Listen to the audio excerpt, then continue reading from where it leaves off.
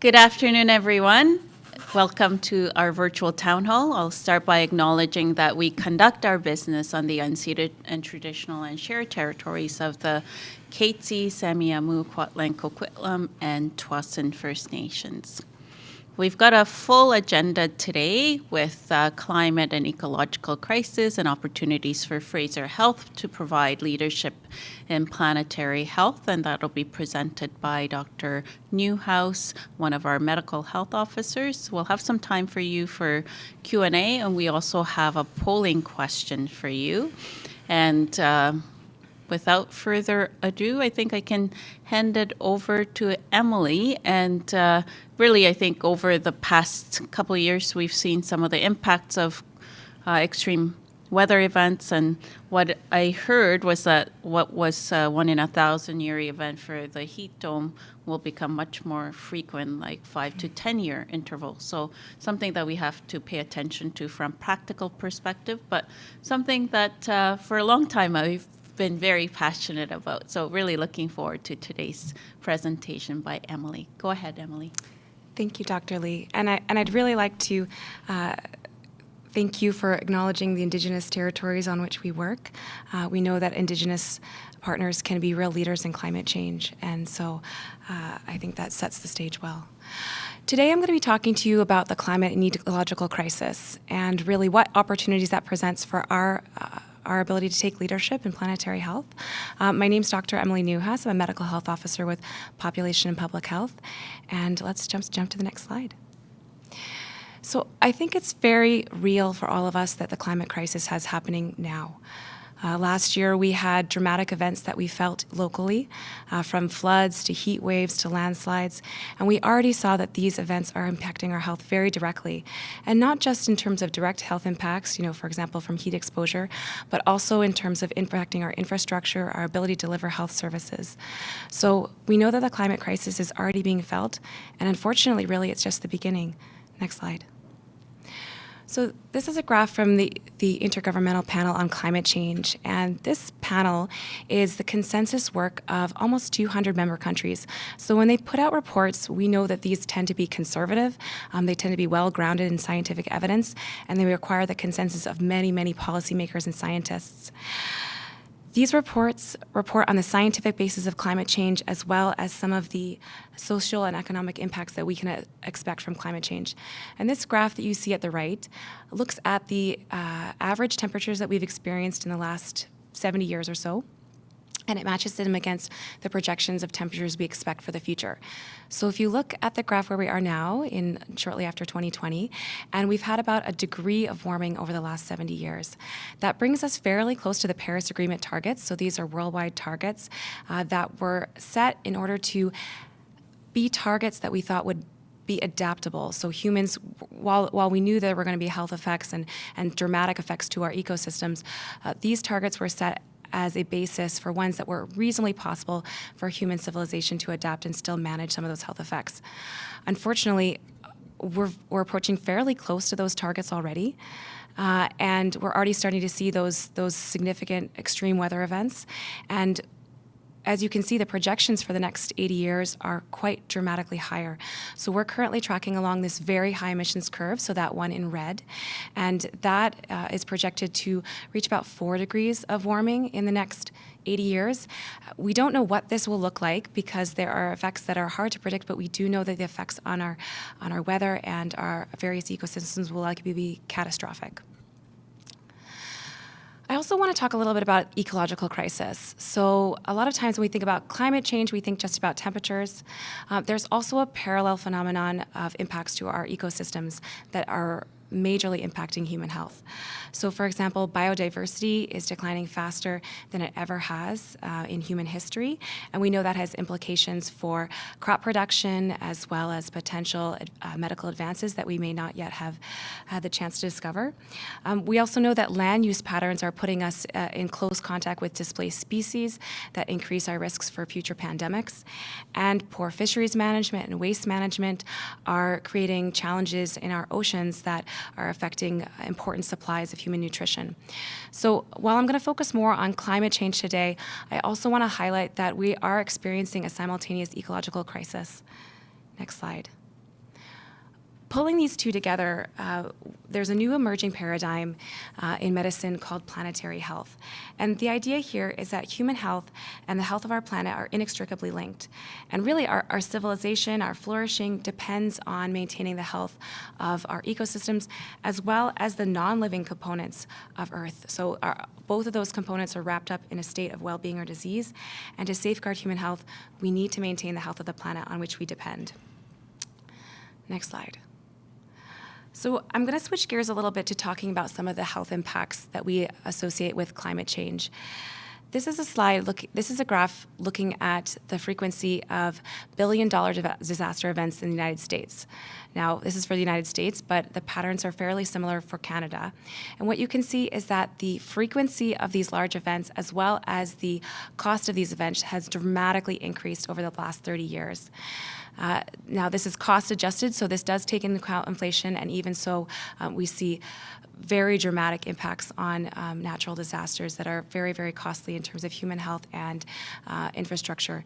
And of course, the costs of these are opportunity costs, so things that we, investment that we could have put towards human health in other ways, but that we have to direct to repair of the infrastructure damage. Next slide. And keep going. This has a few clicks. Keep going. Oh, I guess we'll just let it go. So when we think of climate change health impacts, we often think of those dramatic weather events resulting in injuries and infrastructure damage and impacts to our ability to run the health system. But the impacts of climate change are actually far more diverse and concerning. So ranging from higher temperatures, increase the formation of air pollutants, which increase asthma and cardiovascular disease. We know that changes in temperature and ecology also may result in changes in vector distribution, which increase infectious diseases. We anticipate more allergens, impact to water quality, impact to food supply. And actually, the impact that really keeps me up at night is the one in the lower left corner, the impacts of forced migration and civil conflict. So as places around the world become less habitable, and you see this happening all over. For example, India, you may have seen the heat waves that are happening all over the world. There are places where crops are no longer viable. People will be displaced. People are being displaced. Those migration patterns and struggles over resources will lead to increased civil conflict, the effects of which will be felt all over the world for global security and here at home as well. And not like other influences on health, we know this won't be felt equitably. So I do want to emphasize that climate change will be felt by everyone. So there's really no one who won't feel these effects. You know, when smoke is filling our skies, there's no one who's going to be able to go exercise comfortably and maintain their healthy behaviors. But we do know that these effects will be accentuated in some populations. This is a graph of impacts during our heat dome last year here in Fraser Health. This graphs the rate of emergency department visits against a metric called residential instability. This is a metric that's associated with social and economic deprivation. And so neighborhoods with higher social and economic deprivation were compared against lower ones. And you see that as we move to the right, when we're in neighborhoods with higher social and economic deprivation, we see much higher rates of visits to emergency department for heat-related impacts. Next slide. And this really speaks to this model of climate vulnerability. So we know that our impacts that climate change will have on us depend on a variety of factors. So one of those factors is exposure, and that's how much the climate changes. How hot does it get? How smoky are the skies? How do those different infectious disease patterns change? And then there's sensitivity. So that looks at physiologically, how much can we tolerate some of these health impacts. So smoke, you might think of whether people are older or have chronic conditions or are young children. And then there's our adaptive capacity. And this looks at both individuals and communities. So we have social ways of adapting, whether we have closer social ties that help us adapt, better environments, higher quality buildings that help us adapt, or individual choices that we make that can help us adapt. So on the one hand, we can reduce the impacts of climate change by reducing exposure, reducing how much climate change happens. And on the other hand, we can change our adaptive capacity. And both are worth investing in. And I want to emphasize that graph that I showed you at the beginning about those different trajectories. We really need to focus on adaptation and mitigation, reducing how much climate change happens, because otherwise we're going to be a little bit like the dog chasing the car. It just keeps speeding up, and the faster we run, we're still not going to catch it. Next slide. One other reason that climate change is tied to health is because there's really important health co-benefits of climate change action. So for example, when we change to active commuting patterns, we not only have benefits for our health from reduced air pollution, but we have personal benefits from increased physical activity and reduction in chronic disease. So there's lots of, on the positive side, lots of benefits that we can take from action on climate change. Next slide. And then the final reason why health and climate change are very closely tied is because healthcare is responsible for about 4.5% of Canada's total greenhouse gas emissions. On the ecological crisis side, healthcare also emits hundreds of thousands of other pollutants that also have impacts on health. Now, 4.5% of greenhouse gas emissions might not sound like a lot, but it's actually higher than aviation as a sector. So it's actually a very meaningful contribution and worth addressing. Now, on the right, I have a pie chart that the NHS in England designed, looking at their emissions in their whole healthcare sector. And you'll see building energy. This is often where we see a lot of climate change targets. That's one of the slices in that red section of the pie. It's actually a fairly small proportion of healthcare contributions to climate change. So most of our contributions actually come through our supply chain, and this is an area where we haven't had as much focus on reducing greenhouse gas emissions in healthcare. Next slide. Okay, so what can we do? Jump ahead. Okay, so I alluded to something called mitigation and adaptation before. These reflect what we can do to slow down climate change or stop climate change, that's mitigation, and adaptation, how we can reduce our vulnerability through changes to our health system or our communities. On the left, you'll see a little bit of a graph with all these bars. Those are average temperature bars, and they're assigned a color from the last 100 years and the next 100 years projected forward. And you can see that we may have a very different future to adapt to based on how well we engage in those mitigation actions. We know that we're going to have to adapt no matter what. There is no scenario in which we go back to our previous temperatures and that we're able to get rid of the effects of climate change that have accrued thus far. But we do know that the effects that we're going to have to adapt to are dramatically different based on whether we take mitigation seriously or not. Now, I want to dig in a little bit more to what we can specifically do within those two buckets. This is a framework from Canadian Family Physicians, and I think it's a really useful one. And starting in that upper right-hand corner, we have environmental health literacy. So this is really the foundation from being able to take action on climate change. It's an intimidating subject. There's lots to learn. And really, just learning about the consequences of planetary changes on human health and understanding the health impacts on communities can really be a good first step walking down the pathway of climate change action and planetary health action. I'm going to talk more about sustainable practice, patient empowerment, and planetary health advocacy in the next few slides. So starting with patient and client-oriented action, on that kind of one-to-one basis, there's actually a lot we can do as healthcare providers to communicate with patients and help them adapt to climate change. So counseling them about climate-related hazards and the co-benefits of taking action, helping them engage in behavioral change can really be powerful and also ultimately increase their engagement with the issue as well as improving their health. Social prescribing and nature prescribing, encouraging patients to using evidence-based strategies to get patients closely connected with nature, which often has benefits for mental health, or getting them closer connected with social resources that can help protect them during extreme events. As well as choosing wisely in stewardship, so making sure that the care that we provide is high-value care, not just for money, but for greenhouse gas emissions. Health system readiness. This is probably the first thing that comes to mind for a lot of us because of the major events that we've experienced over the last few years. So ensuring our health systems are well prepared to deal with most extreme events and as well setting up facilities to be well designed or future-proofing for future climate conditions, as well as integrating education around climate change into all of our programs and materials. And then As a leader in the health system in the community, this is really important. When we look at surveys of who is trusted on climate change, healthcare providers actually come out ahead of climate change scientists. So we can be a really powerful voice, both within our organizations and actually in the broader community as well, talking about the health impacts of climate change, the health co-benefits of action, and why action is important now.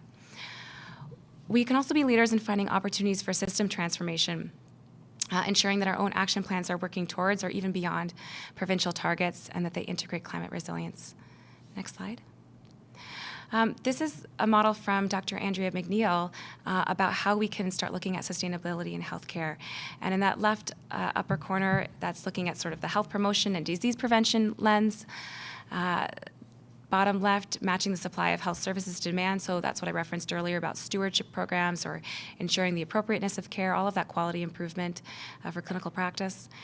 And then of reducing emissions from the supply of health services. So looking at how we can green our infrastructure, decarbonize our transport, move more towards virtual care, and introducing more of a circular economy in supply chains. When we talk about the circular economy, the contrast is to the economy that's typically linear, where we have products that are produced, transported, used once, disposed of, and transported somewhere for disposal. The circular economy looks at how we can extract the maximum value of every resource throughout that process, whether that's through reusing, repurposing, recycling, so that we reuse as much as possible. Now, I'm going to give you two examples of how how that system change can happen on a kind of an individual level and also on a systems level. So meter dose inhalers, common, or as you might know of asthma puffers, they're a disproportionate contributor to greenhouse gas emissions. So one puffer actually contributes the equivalent of a car trip from Vancouver to Merritt. And actually there's excellent clinical alternatives in many cases, and there's systemic ways to influence usage. So moving away from meter dose inhalers is one change we can make on an individual and larger scale. Next slide.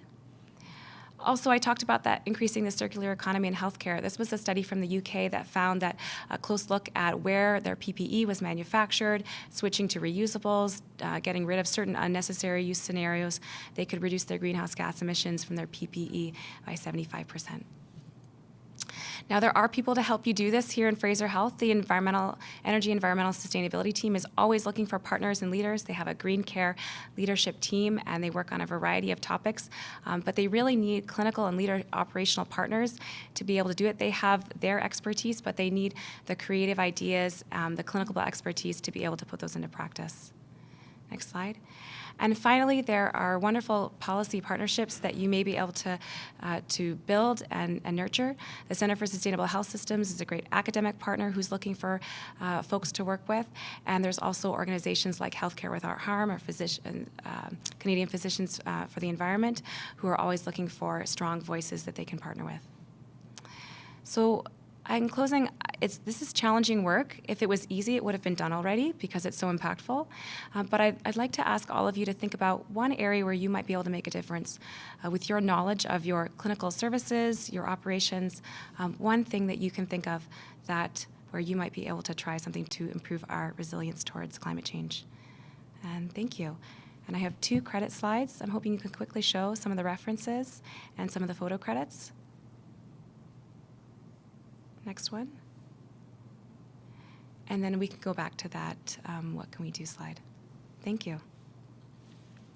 Thanks so much, Emily, for the excellent presentation. I think it was 25 years ago when I was first engaged in what used to be called eco-health, I guess the planetary health version 1.0 or something like that. And, at that time, we were still talking about prevention. So on one hand, it's devastating to see for some countries, prevention is, well, for all countries, prevention is off the table. So in some countries like Australia, they're only really looking at adaptation because mitigation is no longer an option. So I think we have a very important role to play, that we still have mitigation and adaptation that we need to work on. And Emily's given us some really tangible areas that we can work on the health system side as well as individual actions. So I think it's a wonderful opportunity for us to reflect, and also just want to remind everyone it's one of our objectives and key results for the organization this year. So I think there's an important area that we can all work collectively. So with that, I believe we have some questions that we can look at, and then we also have a couple of questions that we would love to ask you. And I know that from our technology previously, we can't go back and forth. So maybe we'll start with one of the polling questions, and then we'll go and respond to some of the questions while that's running. And we can go to the other polling question thereafter. So I'm changing it up a little bit to make it a bit more challenging for our technology team here, but want to also get your feedback on the question that we'd love to hear back from you on.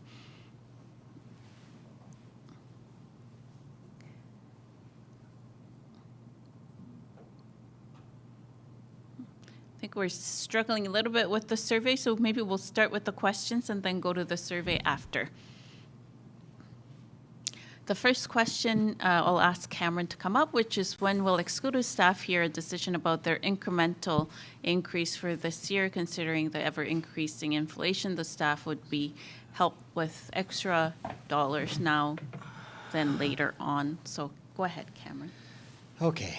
I'm going to get comfortable in my chair here, I think, given the nature of the question. So I think this one is top of mind for a lot of us right now. We are actively in conversations with the province in terms of when the health authorities provincially are going to be given the green light to enable this year's performance-based annual increase. So right now, we're still waiting to hear from the government on when health authorities are allowed to do that. At this point, the indication is that they would like to see the current collective bargaining wrap up and ratified before we agree on the amount that's going to be provided. So still waiting to hear on this. It's our hope that we get confirmation as soon as we possibly can.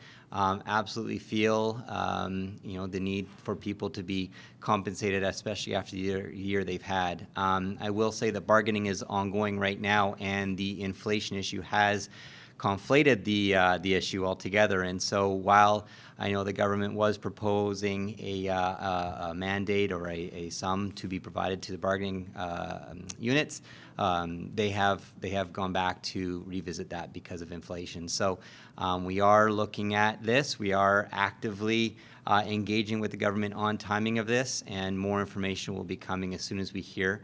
Unfortunately, at this point, we just don't have a sense right now as to when or as how early that will be possible.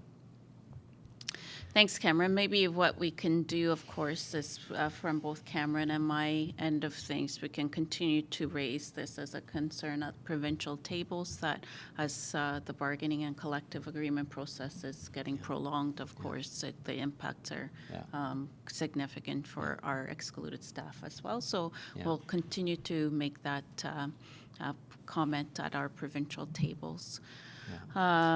You are right, Cameron. You've got quite a few questions up here. Can Fraser Health reconsider 10% pay raise cap when being promoted? Also reconsider the unfair rule where lateral move with Fraser Health restricts pay change. Sometimes, though it's a lateral move, it may mean more responsibilities.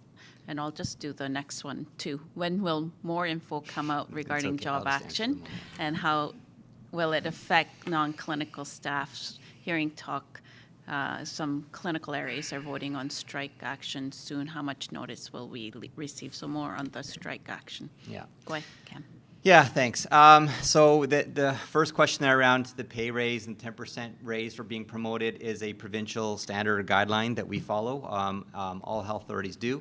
I'm, of course, aware of sort of maybe how that's interpreted or how even people can get around that in some ways, but I do know, though, that is the provincial standard, and we do try to follow that. We have, when I say we, so there is a group of my colleagues, so VPs of HR from all the health authorities, are well aware of this as being an issue, as well as the second point there around lateral moves.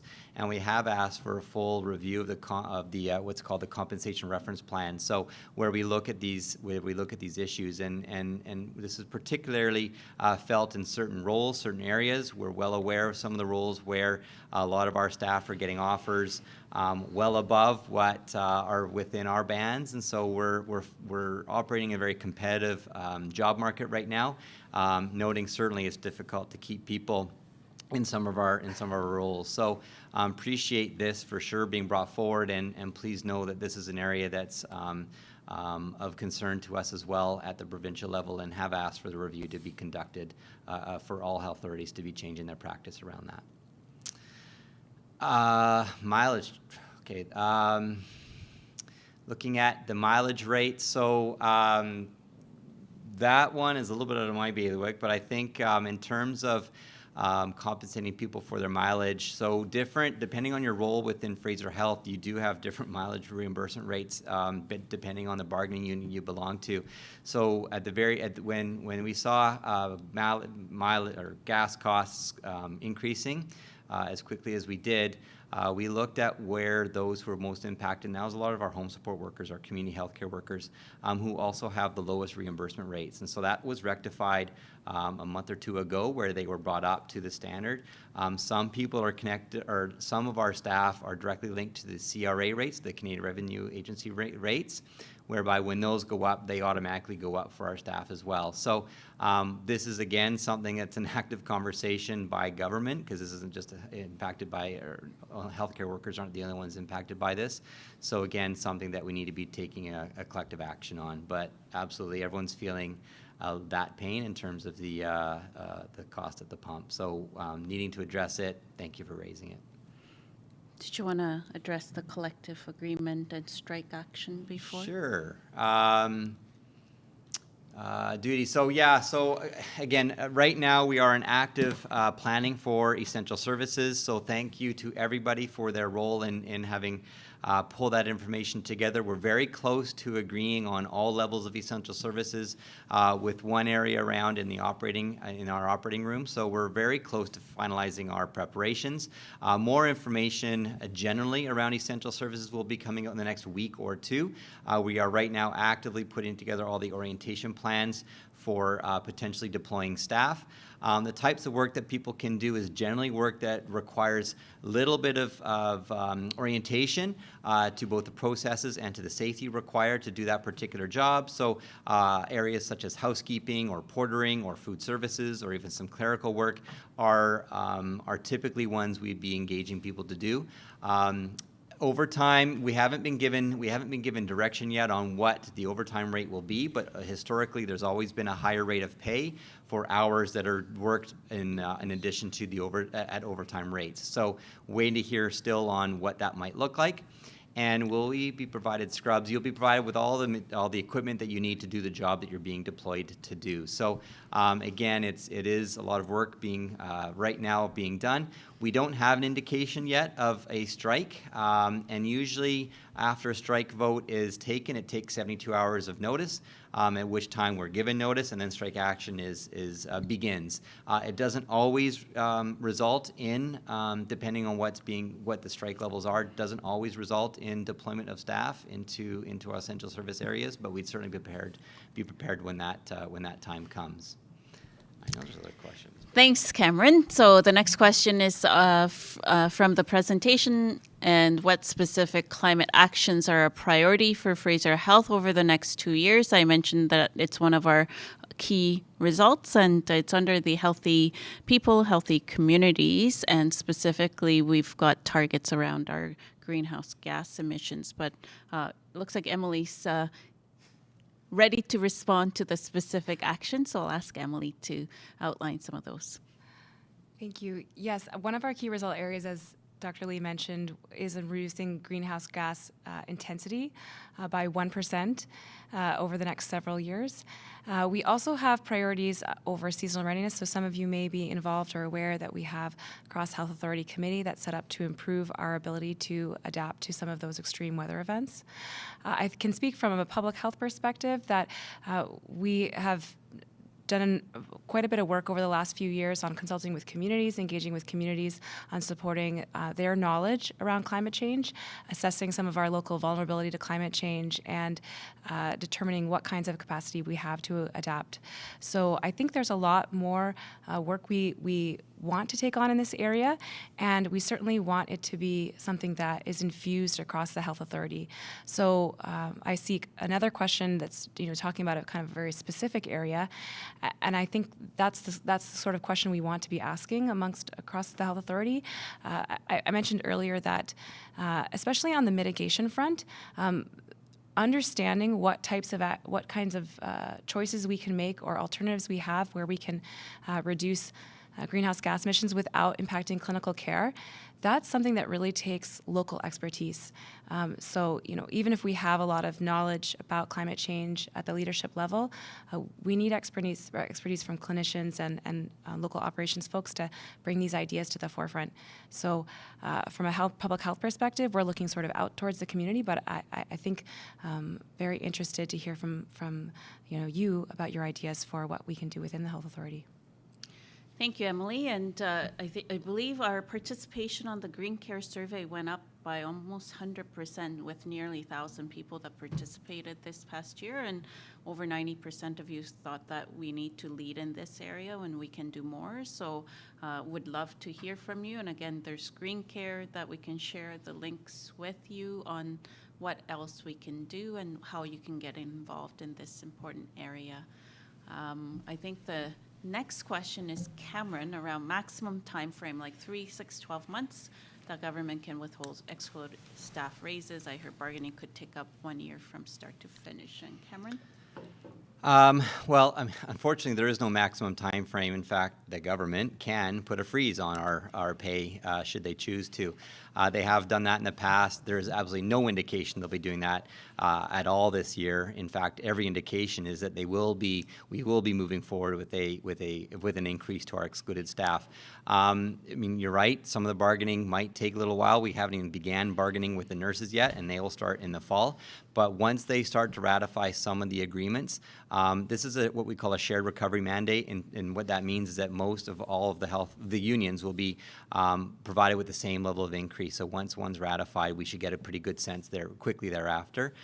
So it won't be a year, but again, is there a maximum time frame? No, there isn't technically. But as I mentioned, everyone is moving towards being able to provide the increase as soon as possible. This is a very live issue with the government. I can assure you. Thank you, Cameron. Again, we'll continue to raise it as well. And the next question is, can Fraser Health order starch-based biodegradable plastic cups, med cups, cutlery to reduce our petrochemical use and garbage generation impacts? These options cost a bit more, but have been available for over a decade. And I think that goes back to Emily's presentation around the impacts of our supplies and how we use them. So I'll ask Brent to respond. Yeah, thanks very much for that question. And I just want to add a little bit about some of the work underway right now at Royal Columbian Hospital. So Food Services has piloted reusable kitchenware up to units and throughout the facility, and it's been met with general success. And so there's consideration to expand on that pilot to other facilities. And I'll just note as well that the Ministry of Health is looking at putting potentially in a ban or leveraging some policy levers to accelerate the use. I do want to note that from a procurement perspective, we typically partner with the other health authorities, again, trying to drive best value in healthcare, and we look at supplies from that question. But what's been raised here is a really interesting perspective, and that is sometimes just focusing on best value, we can miss out on the broader picture. And so really appreciate the question, and something that they'll continue to look at. Thank you, Brent. And I think overall in our procurement process, good to start thinking, not only just start, but considering planetary health, but equity considerations as well. So important issues that are being raised. And I think the next one is also for you. With increasing temperatures, why are we not investing dollars in air conditioning for all units in acute sites? There are many units in the region without, for instance, at SMH with no air conditioning. This is an interesting one because you can look at it in multiple ways. So I'll ask Brent to respond to this tough question. Yeah, sure. Thanks for the question. It is a good one.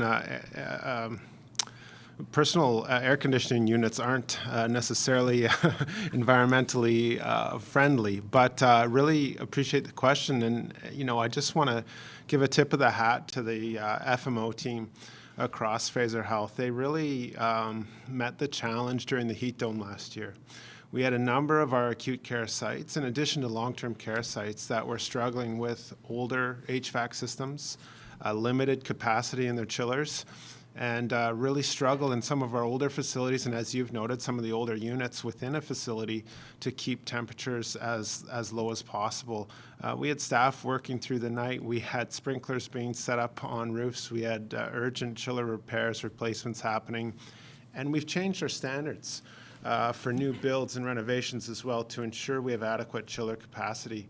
I'll just note that, like these units at SMH and several of our other acute care sites, sometimes it's not as simple as bringing in personal or portable air conditioning units. We have to look at air balancing across the facility, and a lot of people don't quite appreciate what a nuanced game this is. During COVID, of course, we did something unique, which is move all of our acute care sites to 100% external air. That was to ensure we had the maximum amount of fresh air entering the building, minimizing the use of recycled air within a facility.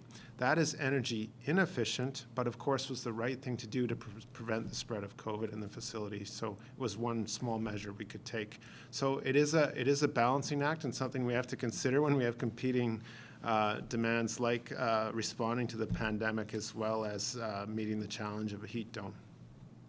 Thank you, Brent. I think that your answer previously and this answer also kind of looks at how do we examine our competing interests and priorities at times, because as you said, might be great for air circulation in terms of pandemic, but then not so great in terms of our energy use and the greenhouse gases that we're producing. So, and then fiscal considerations when it comes to our procurement processes too. So thank you. Very difficult, challenging questions, but I think worthwhile for us to consider together. The last question I'll respond to and have Norm connect on is proactive measures to work on high-risk patients in IL, and what are we doing in terms of proper equipment. And I think there's some good news to share there. Go ahead, Norm. Yeah, thanks for the question. As we saw during the heat dome, some of our most vulnerable residents were the ones that were most significantly impacted. Disproportionately, the numbers that deaths that were reported were for vulnerable seniors. Most of those individuals were living in private residence. About 6.5% of the deaths related to the heat dome were in some type of congregate setting, including long-term care, assisted living, and independent living. As part of our response, we now have a seasonal readiness committee, which is making plans for future heat dome events and other climate events that may have an impact in facilities to ensure that we're prepared. During the most recent heat dome, we did deploy air conditioning units and fans to the sites to help respond in the moment, but we'll certainly be having those plans in place in advance. We are also working with our community partners as part of that because we see the importance of having a broad community response to make sure that we're checking in and monitoring people in the community, and that we all have a part to play in keeping our most vulnerable citizens safe during something like a heat dome in the future. So just like addressing climate change requires a collective effort, so too will responding to future emergencies like the heat dome. Thanks, Norm. And I think we were able to leverage provincial and federal funds in terms of being able to work with some resources to address both ventilation and air conditioning for our long-term care assisted living facilities, in addition to what Norm has shared. So lots of great proactive work in that area as well. Now, we're able to bring up one of our active polling questions. What is one idea you have for a change you could make to your clinical practice, to your team's operations, or in your community? So anywhere, whether it's professional or at home or in your community, to reduce emissions or improve our adaptation to climate change. So I think an open call that was an action that was asked by Dr. Newhouse and what your idea would be. So I can start to read some of the responses: improve supply chain process, cut down on expired products being thrown out to garbage, start looking overstocking supply rooms, cut down taxi and truck deliveries between sites, start focusing on vendors we purchase supplies from. Their packaging for supplies can be outrageous and such a waste, and really great feedback there. Implement 100% work from home unless absolutely needed. Another two around embrace working from home and continue the hybrid work model. Of course, majority of our workforce cannot work from home given that they're clinicians that are working in acute and community settings, but in some of those settings, we've also been able to leverage hybrid working model where we've been able to see some really positive outcomes as well. So wherever possible. Work from home will definitely help: less commute, less traffic, and less fuel consumption. So I think that's the same as the other comments. Any other comments that you'd like to add as to your ideas? Seems like mostly work from home ideas. I'm going to see if there's any different or additional ideas. Because we have 5 minutes, and I think there's another polling question. So reusable products instead of disposables, like example, Sharps containers. So that's another great idea in terms of having reusable products available. Any other comments? Next one is, what planetary health related topics would be helpful to improve your ecological health literacy and help you take action? What would you like to learn more about? Again, from excellent presentation today. It looks like there's lots of interest in this area. And it looks like daily actions to reduce your carbon footprint, local initiatives that are really active and effective that we could get involved in, remove styrofoam from all acute settings, proper recycling options. I think just having the 3 different compost, plastic, waste kind of a differentiation can make a difference. So making the recycling option the easy option for everybody. Any other comments around other topics that you'd like to learn about? I'm sure there's a wealth of topics that are available for people to participate in as well. Lots of materials in this area. Plans for mask recycling, that's a good one too. And I think just the mask wearing over, unfortunately, some of the actions during COVID and the pandemic have not been very planet healthy.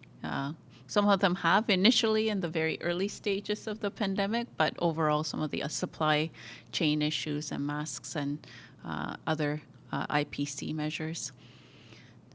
Drone pharmacy delivery.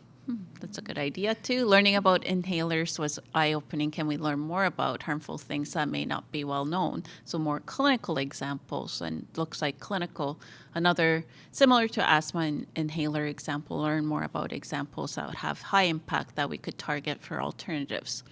Learn what Fraser Health is doing that needs to be more environmentally friendly, and then how we can change it to make it better. So learning more about what we're currently doing, learn more about how effective recycling is and how much of what we put in the recycling bin actually gets landfill. There was an expose on that some time ago. Reduce reliance on printing everything. That's a big passion of mine too. I love to get rid of some of that, but yes, I agree. Reusable masks for employees. That one's an IPC issue, isn't it? And removing styrofoam has come up. And does it help birds and small animals if we cut the elastic sides when we discard our masks? That's an interesting question. So some very specific thoughts and ideas as well.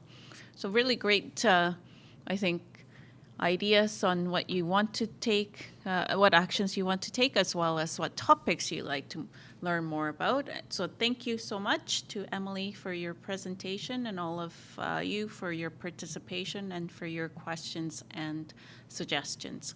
Looking forward to continuing our dialogue in this very important area, and not only dialogue, but actions that we need to take at the health system, but also individual levels. So Thank you and have a great afternoon.